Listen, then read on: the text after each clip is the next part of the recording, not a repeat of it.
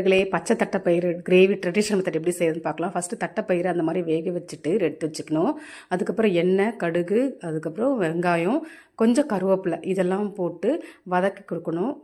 இது வந்து ஓரளவுக்கு வதங்கி வரும்பொழுது நம்ம வந்து உப்பு தேவைக்கேற்ப உப்பு, அப்புறம் 1/4 ஸ்பூன் வந்து மஞ்சத்தூள் இதையும் போட்டு நல்லா வதங்கி வந்தோம்னா தக்காளி 2 தக்காளி போட்டுருக்கேன் நண்பர்களே. நல்லா வதங்கிட்டு வரும்போது நல்லா வதங்கிடணும். வதங்கின பிறகு 1/4 ஸ்பூன் காஷ்மீரி சில்லி, 1/4 ஸ்பூன் வெறும் சில்லி பவுடர், 1/2 ஸ்பூன் குழம்பு மிளகாத்தூள் போட்டு நல்லா வதக்கிட்டு கொஞ்சம் பச்சை வாசனை போனோடனே நம்ம என்ன பண்ணணும், கருவேப்பிலை போட்டுணும். கருவேப்பிலை போட்டு வதக்கிட்டு அதுக்கப்புறம் கருவேப்பிலை அந்த மாதிரி வதங்கும் போது போட்டிங்கன்னா பயங்கரமான வாசனை வரும் நண்பர்களே. அதுக்கு கொஞ்சம் தேவைக்கேற்ப தண்ணி ரொம்ப அதிகமானா வெந்துடுது நம்மளுக்கு தட்டைப்பயிறு.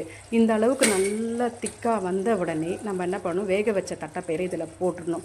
போட்டு நான் நிறைய போட்டிருக்கேன். போட்டு இதை வந்து நல்லா கிளறி கொடுக்கணும். இது வந்து ரொம்ப நேரம் வேகணும் அவசியம் இல்லைன்னா ஏற்கனவே நம்ம வேக வச்சுருக்கோம். நம்ம வந்து குக்கரில் 3 விசில் வேக வச்சுருக்கோம். இந்த அளவுக்கு வந்த உடனே நம்ம எடுத்து சர்வ் பண்ணலாம்.